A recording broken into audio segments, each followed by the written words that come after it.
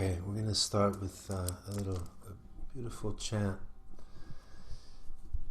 a version of Om Mani Padme Hum. So this one goes way back for me, one of my first teachers, maybe 30 years ago or so. And I've shifted it a little bit over the years, but we use the Tibetan form of the mantra Om Mani Padme Hum. So same word, same meaning, but just shift slightly. Om Mani Padme instead of Padme, and Hum instead of Hum. But you could chant either, actually. So it goes like this. It's two parts. Om Mani Padme Hum. Om Mani Padme Hum. And Hum means to connect all as one, to unite everything. So as we chant, emphasize that really long and just feel it connecting everything. Here we go. Om Mani Padme Hum. Om Mani Padme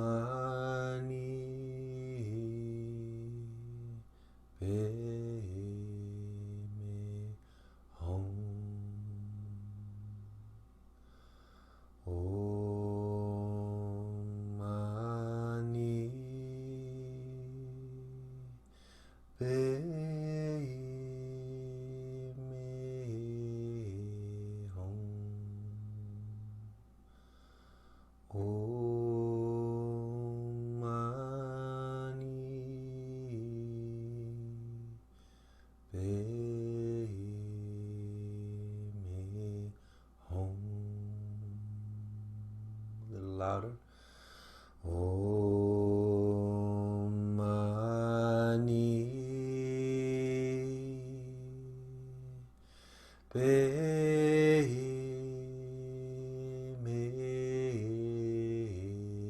Hum. Om Mani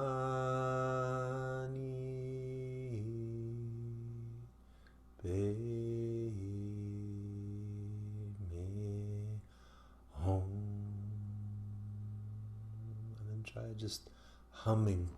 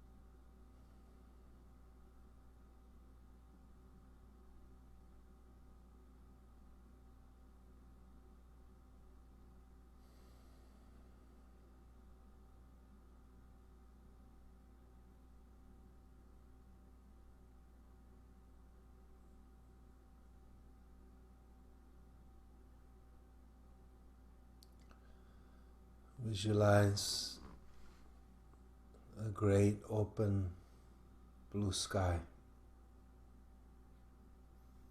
the infinite sky of consciousness outside.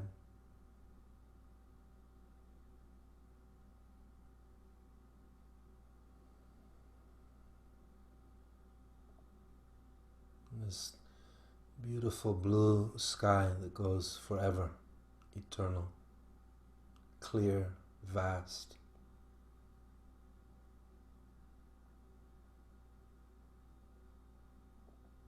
Feel it in 360 around you. Sense it.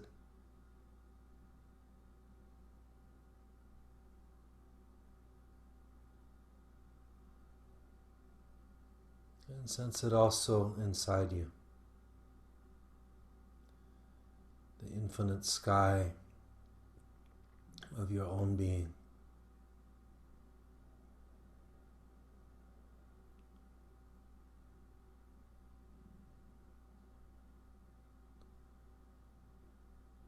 The great wisdom mind. Big mind.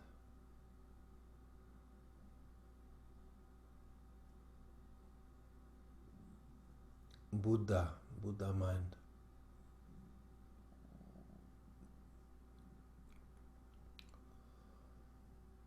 Om Gate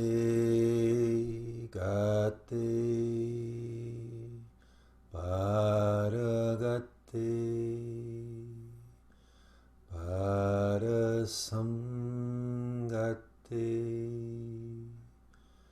Bodhisoha.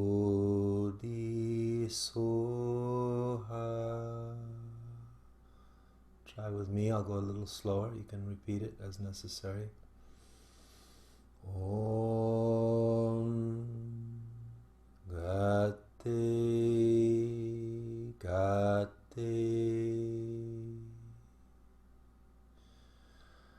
Paragate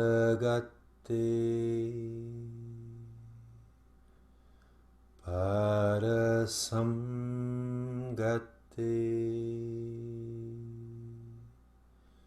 Bodhisoha.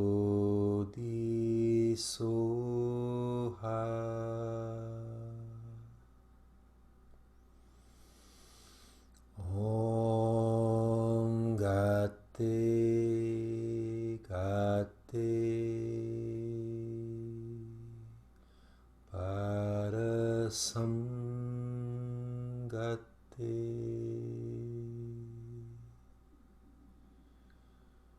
Bodhisoha.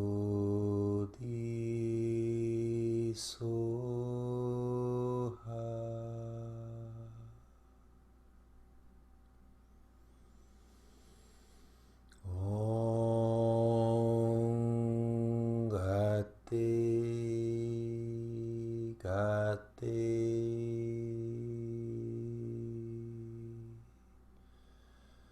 Paragate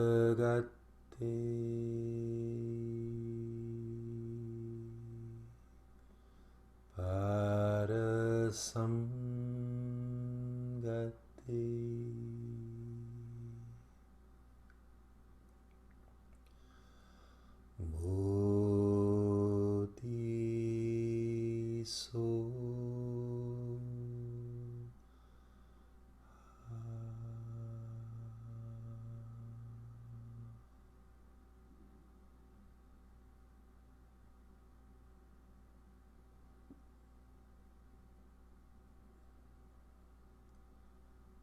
Gone, gone,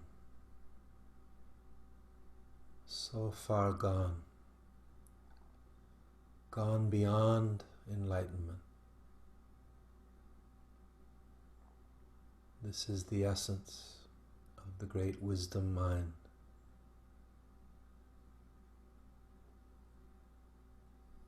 To the great goddess of wisdom, Prajna Paramita, to the mother of all the Buddhas, Om Tari Ture Soha, to the mother of compassion, the great wisdom mind, Christ consciousness, Great Spirit, Great Mother, in all your infinite names, you who are the heart essence of all beings, you who are the source of enlightenment and wisdom and blessings, we open our minds and hearts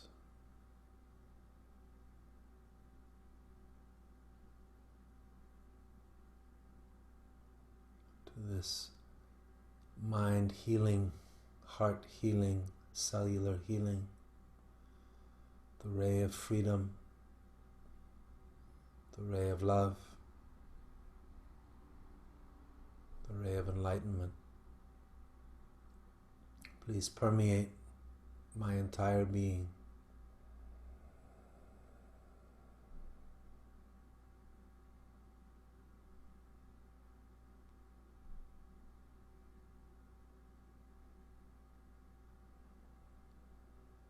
May all those who are suffering receive healing and ease.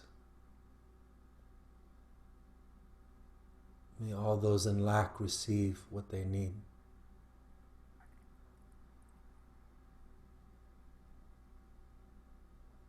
May those who are leaders be inspired with peace and love and kindness.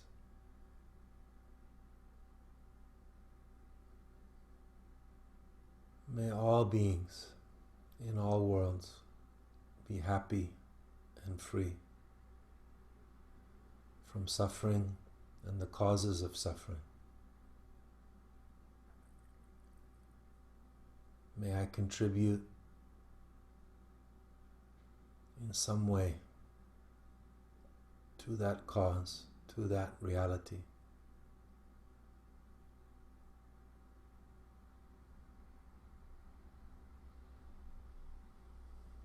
I release that which I am ready to release and let go of. Please help me, guide me. I let go.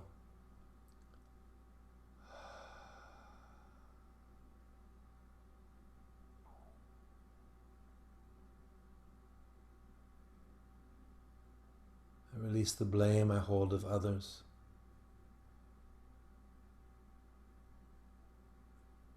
And I ask to be forgiven for the mistakes that I have made. With all of my being, I pray for the welfare and blessing of all sentient beings. I bless the divine essence of all things, of all creation, now and forever and evermore. Om Shanti, Shanti, Shanti. Om Mani Padme Hum. Shalom. Salam. Amen. Hari Om.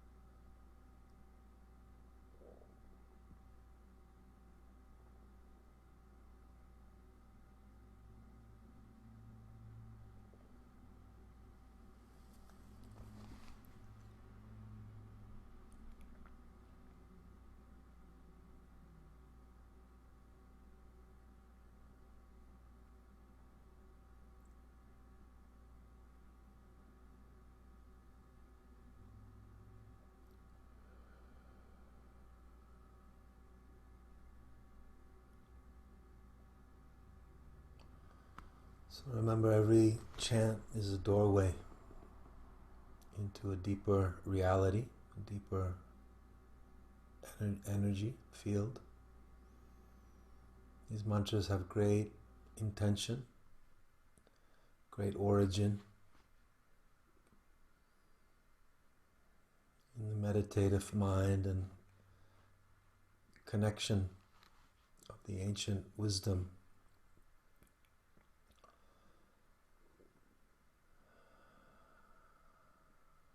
And these prayers are sourced.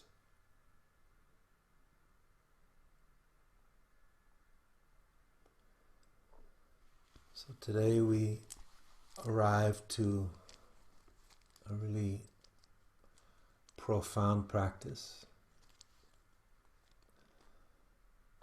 the practice of letting go.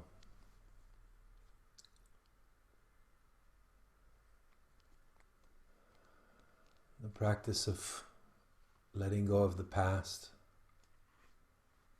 letting go of what is unresolved.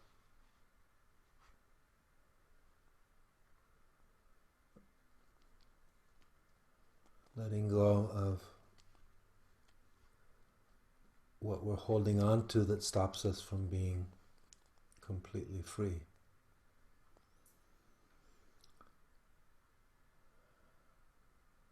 Letting go of the past.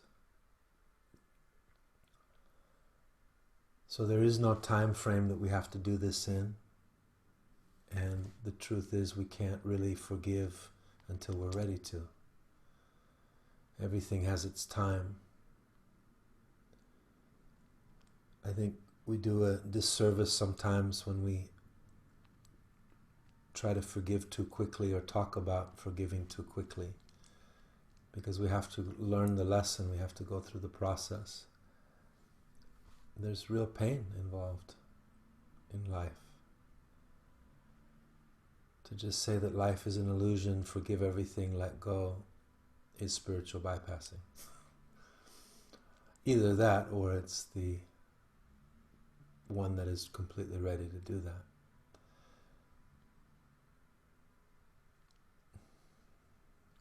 We have to be where we are. We have to learn the lessons and go through it. But when you're ready, you're ready. When you're ready to forgive and let go. Like, how long do we need to learn the lesson of depression? How long do we need to learn the lesson of anger? How long do we need to learn blame? So it's like, when you're ready, you're ready.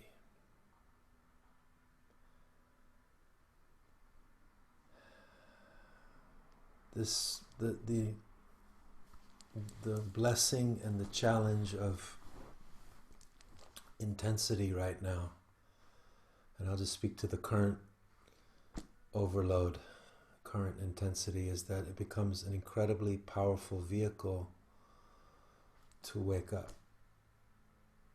You know, the truth is we don't really feel the urgency or the incentive to wake up when everything's coasting along and the material ego is getting what it wants and it's on its path of happiness, its version.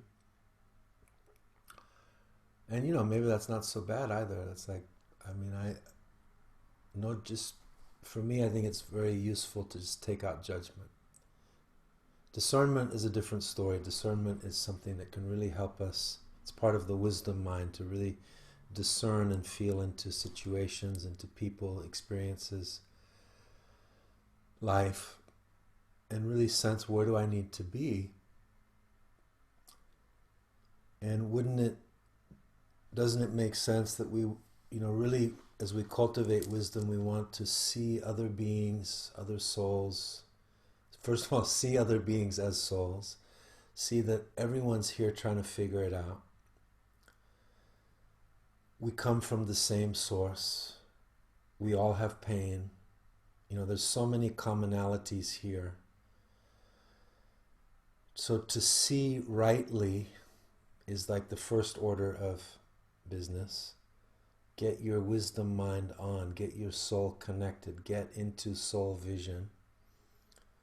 Because anything else is just going to create more distortion. Most likely. And then from that place, try to remember to see what's really going on here so that I get caught less and less in the fray. It's a really good way to lose a lot of energy.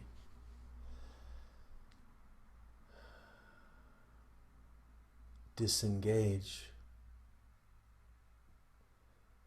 sometimes. And then practicing being in your soul more, being in that vision more, loving more.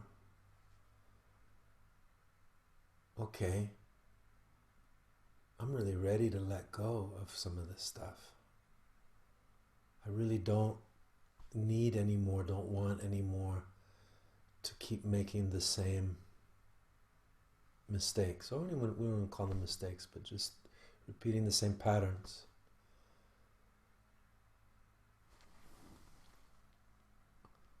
So the practice of forgiving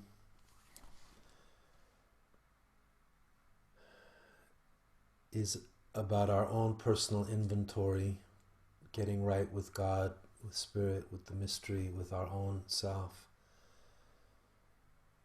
And really, importantly, no judgment, no, berating ourselves when we're not ready either.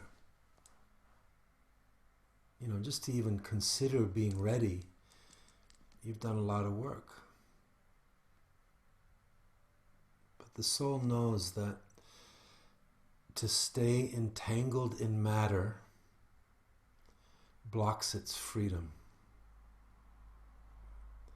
blocks its full capacity to shine. Now,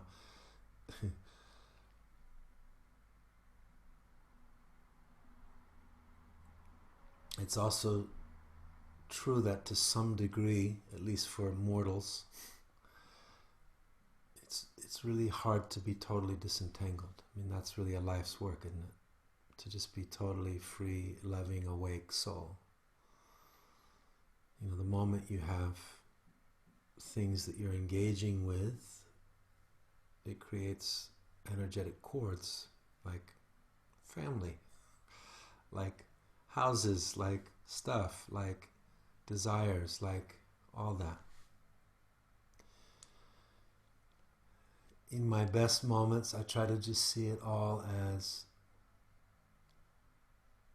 part of the divine play. It's real, but it's not the ultimate reality.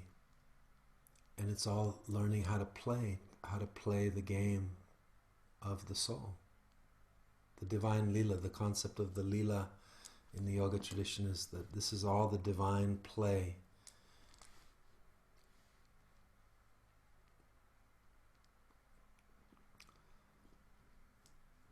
So things are very intense right now.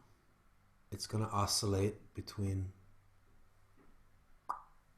up and down. And we all don't feel it all at the same time because we have our own personal rhythmic, our own personal biorhythms and karmic rhythms, etc. So I'm talking to everyone who's listening to this. You're also very sensitive. No matter what your outer personality is, you have your soul and your moon, your mental emotional interface. The moon in astrology, the moon in our energetic system, is kind of our mental emotional interface, how we feel life, how we think about it, how we intuit it, how we are sensitive to it. Now, some more than others, for sure. It's not better, it's not worse, it's just how we experience it. But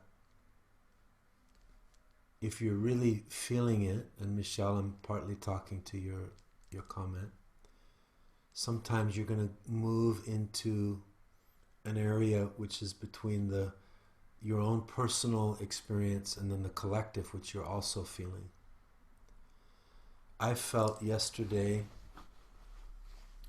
a lot of heaviness, and it came in the afternoon. It was just like kind of overpowering.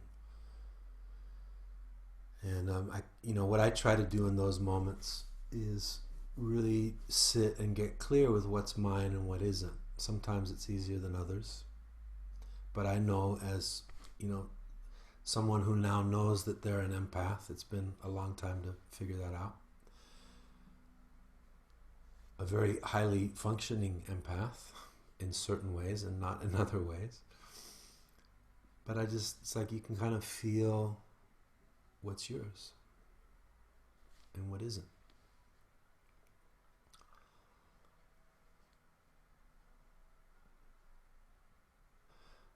You know, when I teach classes often, especially, you know, the more people there are, because the more energy, but, you know, many years I would go and teach a class somewhere, big class, and that's my big energetic output for the day, what it takes me to kind of go in, be open, navigate through energetic fields, and then come out of that, and then it takes me usually at least a few hours to kind of reset my field. I love it, you know, it's just part of my own experience, you know. But just the various ways you move through energy, what's yours, what isn't, what knowing when you need to be alone right now, because being alone, putting your phone off, having just time where your energy field is protected. Yoga Nidra, a wonderful practice. Meditation, deep relaxation, restorative yoga, being in nature, things like that really help you reset your field. Okay, let me come back a little bit. So forgiveness is letting go the past. So I came up with this little saying over the years. The past never exactly happened the way you think it did. Just ask the other people that were there. Right? Everybody's got their own experience of what went down, filtered through their own view, karmic experience, where they are in the circle. It's pretty interesting. And that's why, you know, arguing over reality right now is challenging, because everybody's having a different view, and the more that everybody's arguing, so I have a little theory, and Evan, this relates to our conversations too, because, you know, like sincere people right now are all across the spectrum, in my experience. I'm sharing my experience.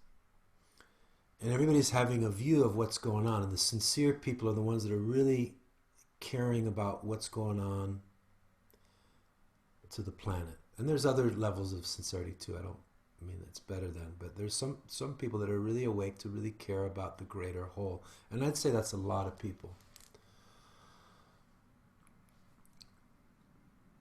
Everybody's seeing a part of that bigger truth. It may be a little part, it may be a bigger part. But the importance of us staying in conversation and in community and seeing the bigger picture, what I would call holistic thinking as opposed to more binary thinking. Binary is just constantly caught in this polarity or that polarity. It has to choose one or the other. Remember we talked a little bit earlier in this 10 days about both and or either or. Either or means you always have to pick one or the other, and sometimes it's useful, definitely. Otherwise you'll order everything on the menu. But many times it's also good to say, hey, especially in conflict resolution, cool, tell me what you're seeing. And let me share what I'm seeing. And let's figure this thing out, because you want to figure this out, and I want to figure this out. And let's work together, because I know that we're good people here. And I know that we both care. The both and allows us to see this whole field. So we can really learn from each other. But what's happening is we're going around, as the soul is moving around its life experiences, the houses of experience in this physical reality, we're seeing things at a certain time that we believe to be true. How many times in your life now have you gotten to a point where you realize that what you were seeing wasn't the whole picture about something or someone, and you grew in your wisdom, you grew in your understanding? This is really big stuff. It's really important. the moment we lock into our ego positions, I mean, you know, if you happen to just know the ultimate truth and you're 100% sure and you're going to bet the whole planet on it, great, lock in, dig in. But the universe itself is changing in every moment, isn't it? It's evolving and devolving. It's in a constant state of dynamic, ecstatic flux. And we've got to, and part of our evolution, our adaptation, is we need to learn how to be evolutionary again. We need to remember that part of us that knows how to go with what is. It knows how to flow with the river. It knows how to thrive and adapt to challenging circumstances and not be stuck in like, oh my God, it's so hard, and I wish it was this way and I wish it was that way, and I'm hanging on to this when I know I really need to let go and remember that I can swim. And, you know, other times you'll get to just, you know, go on that little island in the middle of the river and sunbathe for a little while and take a rest and enjoy. Resisting what is, I'm going to say, about the greatest cause of suffering. Resisting what is blocking life.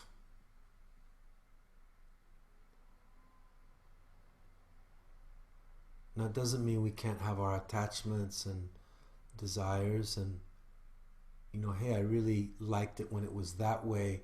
I'd like to explore that again. How can I get back there? Great. Preference.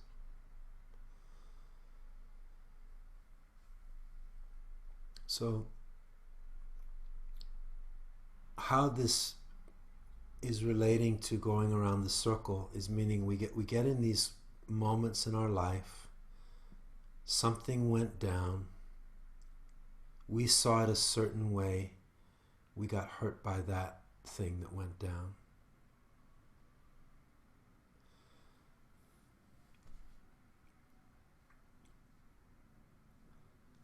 The idea of victim consciousness is interesting. So for me, it's a paradox. There's a both and here, and you can kind of filter through this into your own experience. Things have happened on planet Earth to people a lot where they were victims of something that they were innocent about. Peoples have been enslaved. Peoples have been, you know, treated terribly, murdered, killed. Things have happened to children. Things have happened to us that we didn't choose on a personal level, that there's absolutely no justification for in this concept of reality. Karmically, in traditions that consider a bigger viewpoint more than just this reality, everything happens because of its cause and effect. That doesn't mean that it's just in the sense of our experience here. It doesn't mean it's fair. It doesn't mean it's right. It's actually I would say, a cop-out to hear the argument which is used sometimes of karma, like, oh, everyone's just getting what they deserve. If you're poor in this life, you're meant to be poor. You have to just be that, or you should just be this or be that. Too simplistic. We have a capacity in this life to work through challenges. Some of the, most inspiring people that I know of have been through incredibly difficult circumstances, incredibly oppressive situations, and made it through it and woke up. I mean, it's like the more comfortable your cage is, the less you want to get out of it, right? It's still a cage. for the soul. So perhaps it is that we choose on some level our circumstances in this life, because if you think about it from the soul's perspective, the soul just is wanting to wake up. It wants to get back to its ultimate freedom, love, expression in this lifetime. It wants to express its dharma, its highest soul. May I express my soul's highest expression, vision, what I came here to do or experience. So the victim thing is that things happen to us, and I really feel in some way every child's born innocent, but we still have our karma with us. You see? And if I take the things that happen to me and say, I'm a victim, this happened to me, it's so bad, and it was, let's say. But if I just stay in that victim consciousness, that things happen to me, everything's happened to me, it's bad, I can't get out of that, I'm bound to that, I stay bound to it, possibly. I'm not in any way saying what anybody else's experience should be or is. I'm just trying to talk about what I understand about getting free.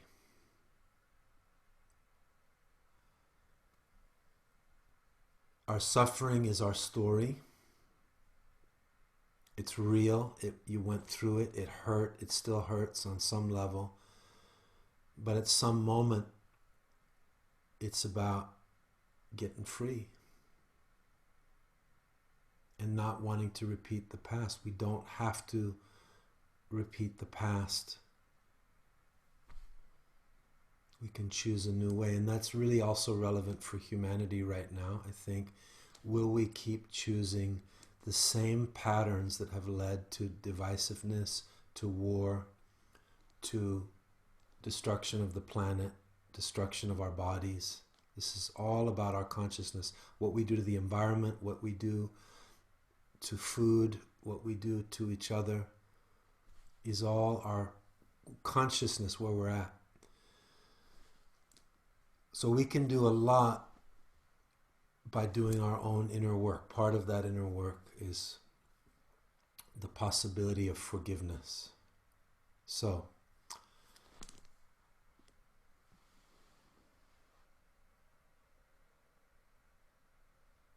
just reading the comments for a moment. Yeah, so, this is it's a big rabbit hole. It's a big subject. I don't ever want to minimize or oversimplify this, any of this. Childhood trauma you brought up, these past experiences, we would also call them in yoga, there'd be samskaras. The samskaras are the past karmic residues that we still carry within us. That's what we're healing when we're doing our yoga practice. The blockages in the muscles, the blockages in it's not just past life, it's this life. Blockages in the emotions, blockages in the mind, the things that are binding the soul. Those traumas are not necessarily so easy to get through. And in this current conversation about, well, it's really about everything, but the race conversation that's happening now. In this moment, I'm not taking a position one way or another, but simply to say that we do know that generational traumas, genetic traumas, are real. Scientifically, we're all carrying the past with us in some way. That should just inform the discussion. If you're Jewish, if you're white, if you're black, if you're Native American, indigenous, whatever, I have a unique position because I'm really a mutt. I am really mixed. And I really feel that. I feel a connection to all these parts of the wheel. Not all, but Well, perhaps all, in a way. So I really, for me, what resonates is that we've probably all been everything in different lives. And to overly identify with one thing over another can also be a way to buy into a whole belief system. I'm not saying good or bad. This is for me. As a yogi, I see the value and the beauty in every soul. Sometimes it's really hard, meaning there are certain beings throughout history that I might say, wow, that is the most horrifying, terrible soul that ever incarnated. But then I have to remember that if I believe that God is the source of everything, the divine also lives in them, in some maybe tiniest way. How do souls get so misguided? How does that happen? I don't know. We could go into that. I don't want to, because it's another rabbit hole. But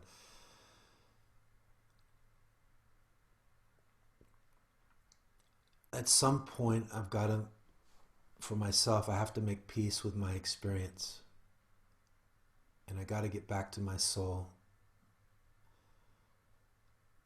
And I don't want to carry the past around with me. When I was at that seat in the circle, when the things went down that I carried hurt over, I saw things from a certain perspective that allowed me to feel that. I'm now at a point where things are still there, but I really don't want to carry the past anymore. So I have to do my inventory.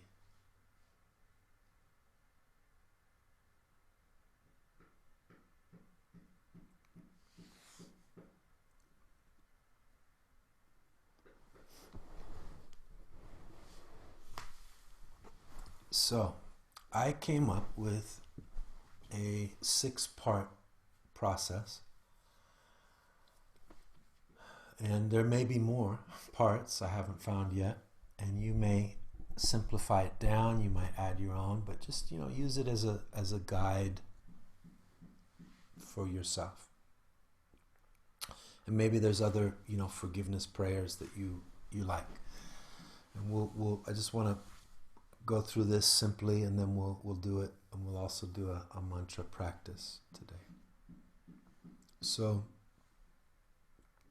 remember, that if you're not resolved, if you haven't worked with something completely yet, and you can feel that you're not really ready to let it go, then that would be the place to work at it so that you can be, if that's what you want. Or the other choice is to carry it.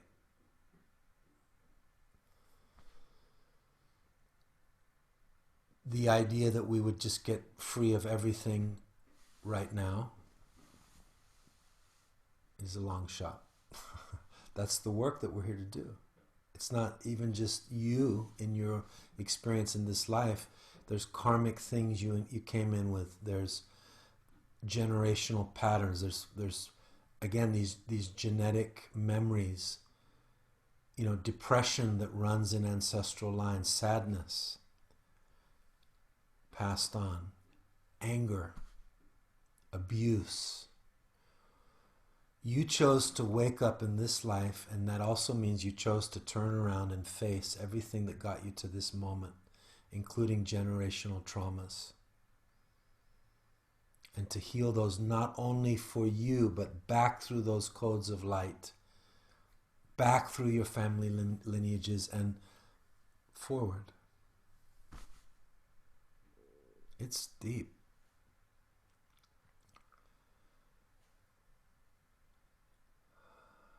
So it takes a lot of courage to be where you are, doesn't it? It takes a lot of resilience and care and thoughtfulness to really consider our predicament. We tend to be really hard on ourselves and others very quickly.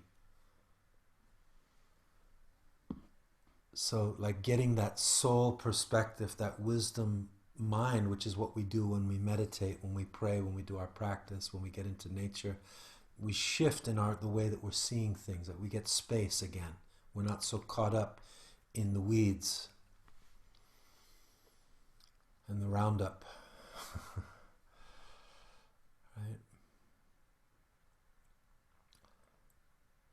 So that soul vision is part of our spiritual practice. That's getting onto the mountain. I literally did that the other day. I was working through some intense stuff. I was down with my folks in San Diego and went and climbed Cowles Mountain first time. Incredible. Just beautiful hike going up, sitting up there meditating. And just right away I could feel my soul vision come back in. I could feel that expanse. Sometimes it really helps to go climb a mountain. A little one at least. A hill. So the karmas that we're healing as we're healing patterns, as we're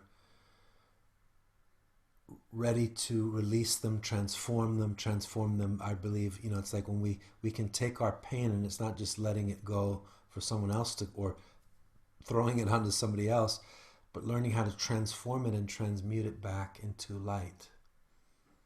How to free it up again to be love.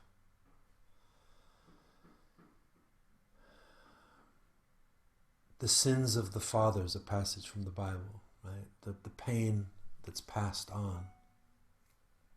The pain that's passed on.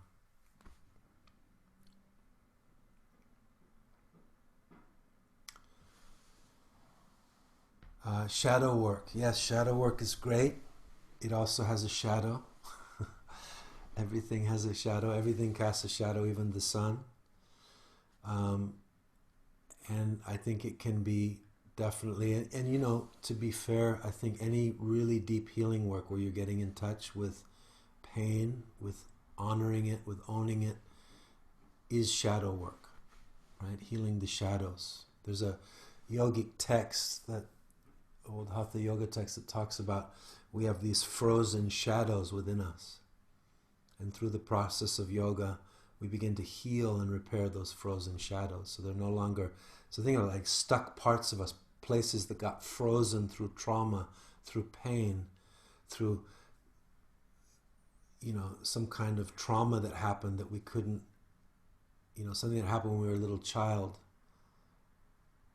I mean, I've talked about this in the past, but when you're a little being who's just innocent in their expression and being free, most adults are no longer there. And they don't mean to, most of them, but they shut it down. That's called shame or guilt.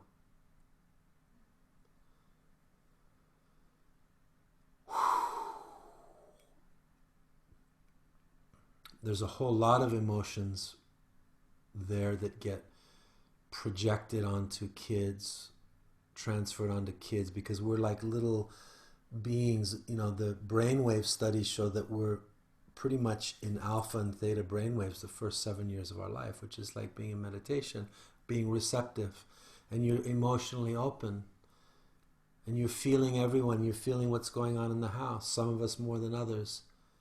And one of our parents or somebody we love comes home and they're really angry, and we just absorb that anger, or something worse happens. We just, at some moment, we got to realize, like, what's up here? Part of this earth school is pain. Part of, at least at our current stage of evolution, part of this earth school is about realizing your wound and incarnating into a circumstance that's going to help you to fix that wound. Not fix, but heal. Do you know the story of Chiron, the wounded healer? And this is also in your astrology chart where your Chiron is said to reflect where your deepest wound is, or at least some information around it. Very simple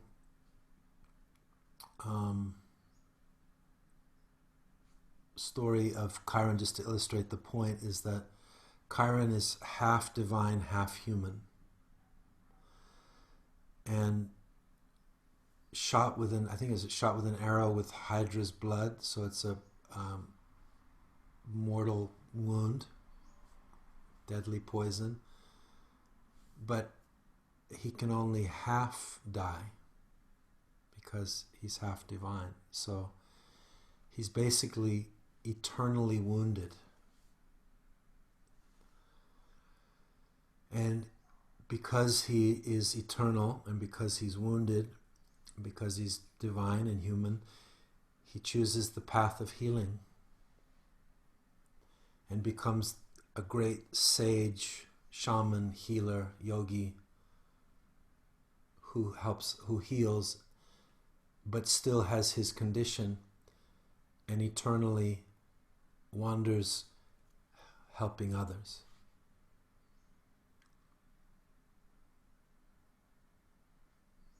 You know, we're all the wounded healer.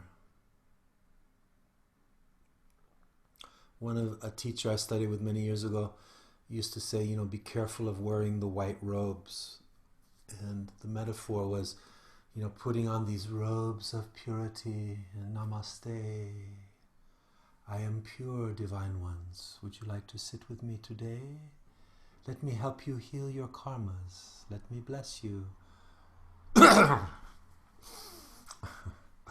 And, you know, I mean, to be fair, and just to be real, you know, I really do believe, even with all the bullshit that's gone on, there are certain beings that are just like awakened to that full soul magnificence, our divine incarnations.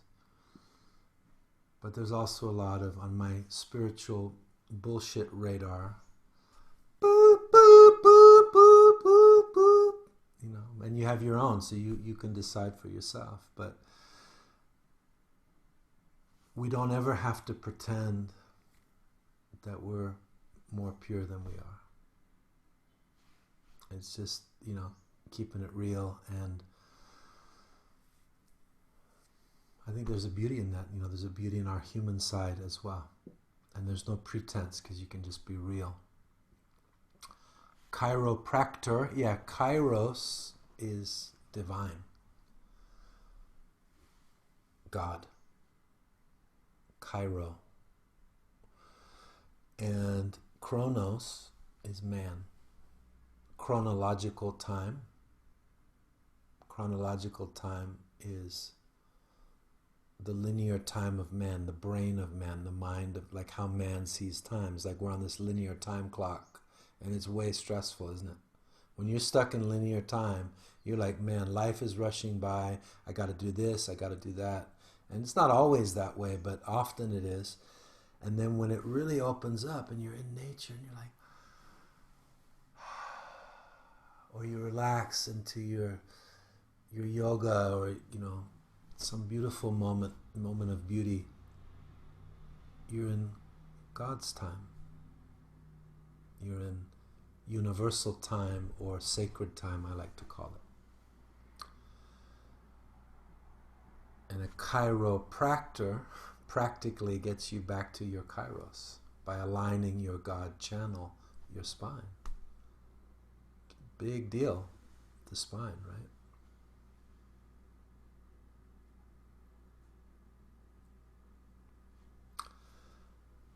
So, I see your comment, was reading. So, yeah, you know, it's always good to get inspired, and, you know, but I think it's also good not to put too much pressure on ourselves. It's good to learn to relax, you know, but just, so keep praying on your inner guidance for your soul path to unfold.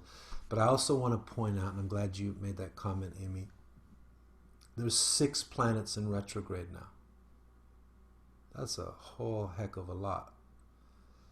I actually realized that last night. I knew there were 5, and then yesterday, part of the intense energy that some of us may have felt yesterday was, and I didn't realize this till last night because I had a feeling, and I went online and I saw that Neptune went stationed retrograde yesterday. Whenever a planet stations retrograde or direct, it literally slows down to, it becomes the gravitational point in the sky.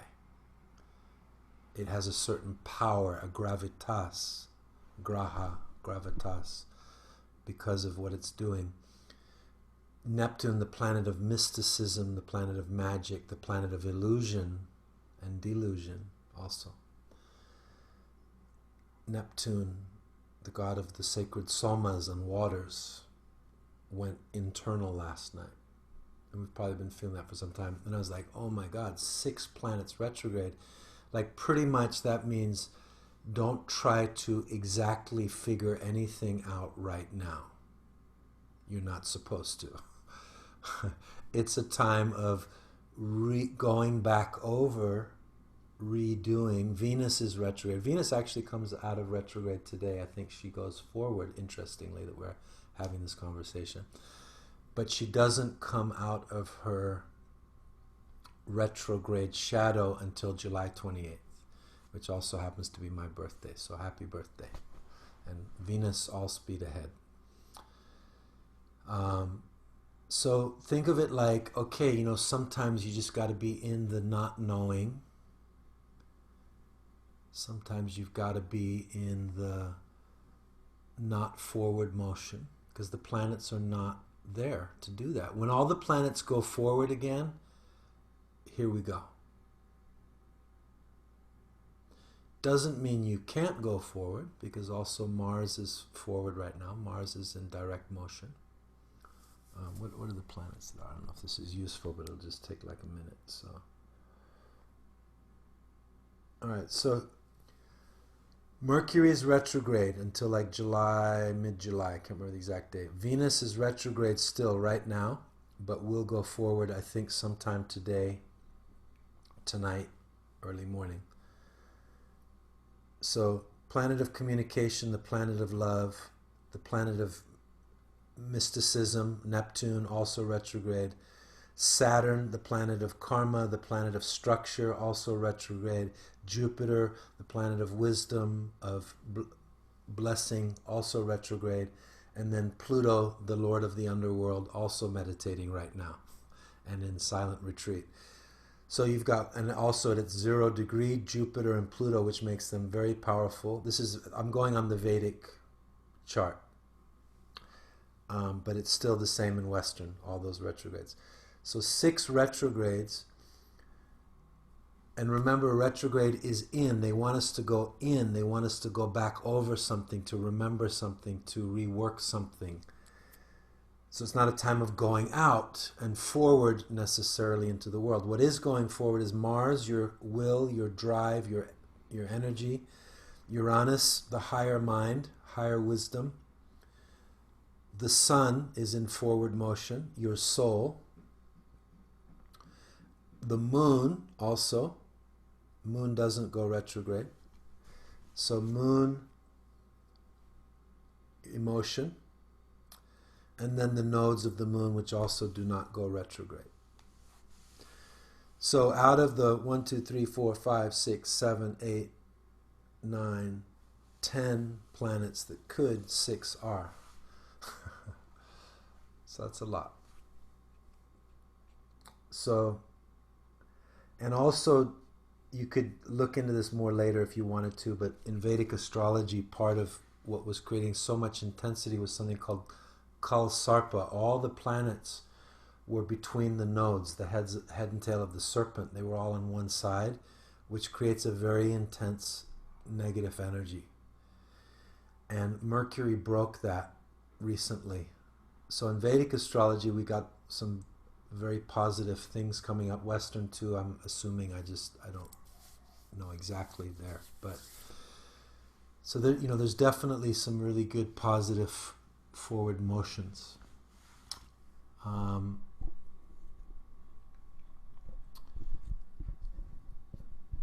Yeah, both Vedic and Western are, they're like languages. There's the language of Spanish, there's the language of Hindi or French or Sanskrit. They're all different systems of communication, totally different, but share similar sounds, but they're all profound for certain things. So just find one that you resonate with, and always read for your moon, your rising, and the sun. I would even say moon and rising more. But, okay. Sorry, sometimes we take little detours. Let's go back to forgiveness. So 6 stages. Healing the past, forgiving. So the first is, and these don't have to be in order, but for me they are, is asking forgiveness from God. Now there's a key term, sin. So sin, ancient archery, meant to miss the mark in target, to miss the target, what we were really going for. We missed the mark. Maybe it was just by a little, maybe it was by a lot. Wherever I have missed the mark of wisdom and love, wherever I have missed the possibility to be in my highest wisdom and love, please forgive me. Please forgive me. I ask forgiveness to my source, God, Goddess, whatever that is for you. It's very personal. Please forgive me for all the pain that I have caused others and myself, consciously and unconsciously. Please forgive me for the mistakes that I have made where I didn't see correctly, where I sinned, where I missed the mark of love and wisdom. And you will, I feel, always feel, that love and forgiveness is always given. Humility, right? Atonement, at-one-ment. We all make mistakes, but don't live in those mistakes. That's guilt, when we constantly live in our mistakes. So when we atone, it's so that we don't have to carry that heaviness, that guilt anymore. But it's also necessary that we fully bare our hearts and souls. Because, God, Goddess, the Infinite One, is there in every moment with you anyway, right? There's actually nothing hidden. So there's no need to hide. Oh, you who see everything, you who are there with me in every moment, you who know everything about me. That's intimacy, that's living with the divine. The next step is going to others in your spirit, in your mind,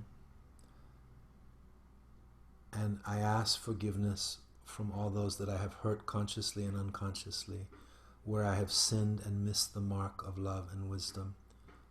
Please forgive me. I ask your forgiveness.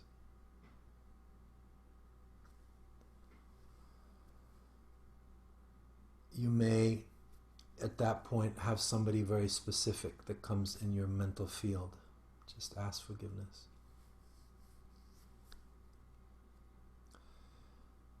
And let me clarify, it doesn't mean you're taking full responsibility for the whole situation or everything that happened. It doesn't mean that.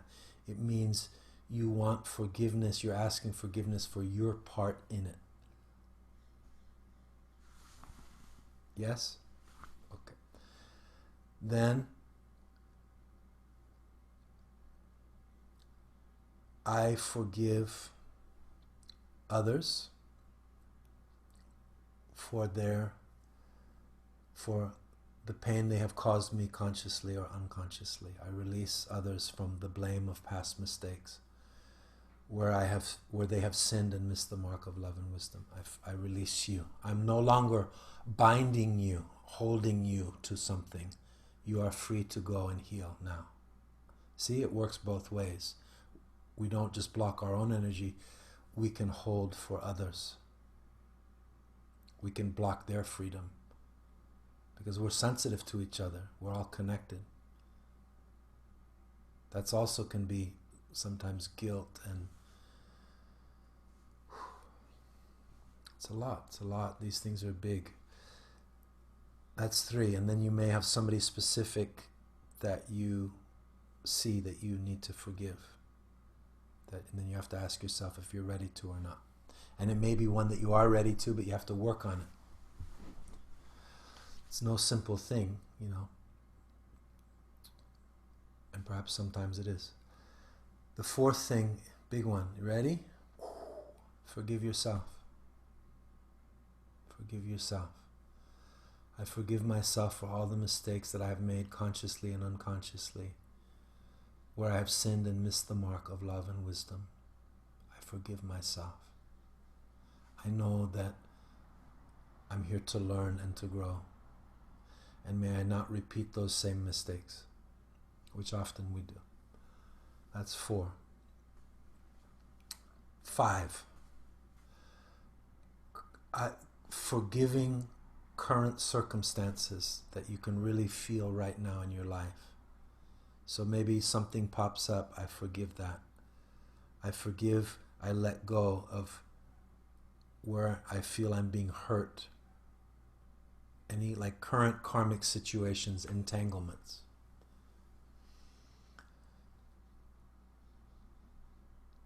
Letting go. And then the 6th one is asking forgiveness for those. Those are interchangeable, obviously. So asking forgiveness for current karmic entanglements, giving forgiveness for current karmic entanglements. And you know, you're doing this for everyone. You're doing this for yourself. You're doing it for those that are concerned. You're doing it for past generations. You're doing it for the planet. Because the least amount of people walking around regurgitating past anger, guilt, shame, blame, attack, violence frees our world up. I've known people in my life, worked with people, friends, students, who have gone through really incredibly difficult situations, and sometimes there really isn't a way immediately to resolve those situations in the physical plane. Because either the other party's not interested, or maybe they're dead, you know. So you can't get that, you know, resolution that we might want to have, absolution.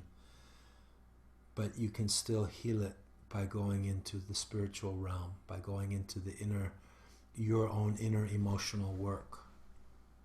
To me, it's all, you know, it's always all connected. Physical, mental, emotional, consciousness, spiritual realms, and others that may be there. Because life is holistic. We need holistic thinking, because everything that exists on many levels of being. That's why the answers to the problems that we have right now on the planet do not, cannot just be fixed physically. It's like putting a Band-Aid.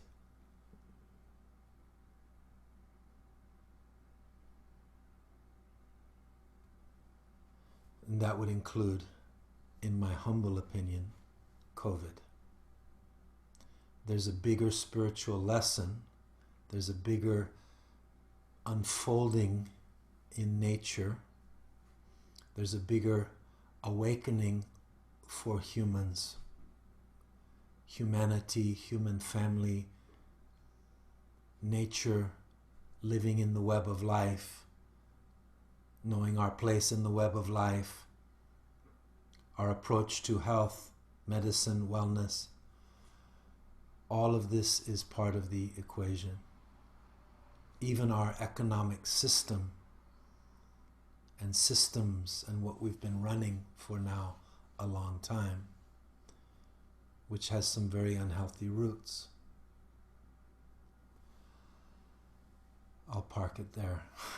But you get the idea, and all I'm saying really is that there's a beautiful wisdom in this, because everything in life right now that shows up in our own life is not just trying to get it from one dimension. Sometimes there is an answer, like just take a physical action to heal that. Do some emotional work to help you get in touch with something to heal that. But look at life holistically. Yeah? Okay. And then there's a question. Holly's question, can you speak to the idea of not just letting go, but actively well-wishing and extending love to those we forgive? Okay. So, yes. So this would be the loving kindness meditation, and you can easily just put this right with what we're talking about.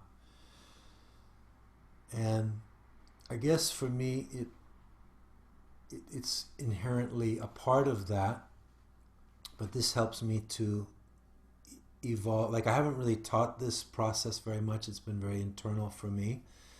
And again, just let it support you and how you're needing to do this. But you can, at any of those stages or at the end, go into that place of loving soul wisdom and compassion and radiate a feeling of loving kindness to others. Send them blessings. So this is the other mantra that is in the handout for this time, which is the Ho'oponopono mantra. There's some controversy about that. I've seen about how ancient it is, how real it is. I don't know. I'm not an authority on it. I know the story about it. I read the book actually some years ago, and I love the simplicity of the mantra, which says, I'm sorry, please forgive me, I love you, thank you. You just repeat those 4 things over and over again. It's asking for forgiveness for your part in it. It's blessing others, and it's thanking creation for your experience, for the experience, so that you can grow and go on. Just because of our time, I'm not going to go way into that, but that's the essence of it. I'm sorry, I'm acknowledging my part. Please forgive me, I'm asking for forgiveness. I love you. I'm bringing love into this situation and remembering divine love. Thank you. Gratitude. I'm just going to say thank you for my life. Thank you for everything that's happening. Please show me. Show me the way. Show me how to heal this. So, yes. And the affirmation we've done a few of the days, I bless the divine essence of all things, of all creation, now and forever and evermore. And you can also then get very specific. I bless so-and-so. I bless their divine essence. So let's say, it was, Grandpa John. I bless Grandpa John. I bless Grandpa John. I send you love. Thank you. Thank you. Thank you. God bless you. I release you. Now, where karmas are still entangled, meaning the situation is still active, it's harder. But the work is the same, because the current situation is coming also from roots in the past somewhere.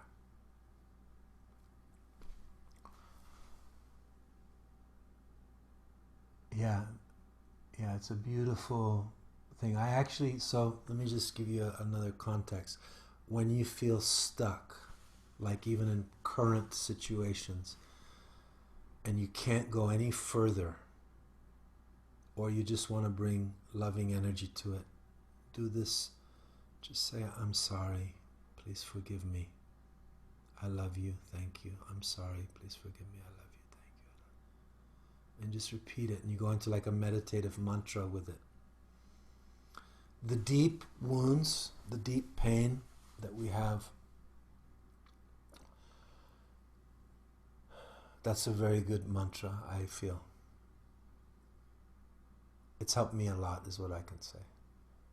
And I still use it 20 plus years later. And some things are still not resolved.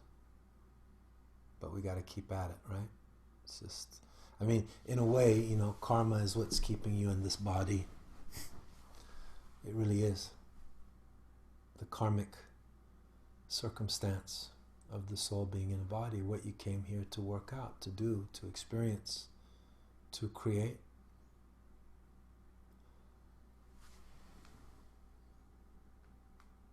There's always more, yes, aho, there's always more. Even when you leave here, there's always more. And, you know, I remember many years ago, I just saw the book yesterday, so it's kind of reminded me of that, but many years ago I read Autobiography of a Yogi. I was pretty young then, maybe like, I don't know, 21, somewhere in there, a few years ago. And there's a place where, so it's a story of Yogananda, and I really recommend this book for understanding Bhakti Yoga. It's such a beautiful autobiography of a yogi, Paramahamsa Yogananda. And there's a place in the book where his guru, Sri Yukteswar, who I had a really strong connection with when I was reading the book, this incarnation of divine wisdom, really beautiful father figure for Yogananda and just in general. And he left his body, very traumatic for Yogananda, brought up a lot of stuff. And there's the movie Awake is a fantastic movie about Yogananda's life, and it also portrays his very human side, which I love the movie for that. It's an incredible film. But many chapters later, in the future, he's meditating, and his guru comes back to him in form, and he's living on another planet. And I had such a profound moment then, because I realized, like, wow, when we get enlightened, or even when we die, that's not it. There's always more. Because we have this, at least I had at that time, this concept of enlightenment as this final act, this extinguishing of everything, suffering, and, you know, and I would just never have to come back and, you know, whatever. I no longer believe that. I just believe that it just keeps unfolding. Creation will keep unfolding. There's a saying in Hindu mythology, the universe began, or creation we could say, began with the exhale of Brahma, and will be over when Brahma inhales.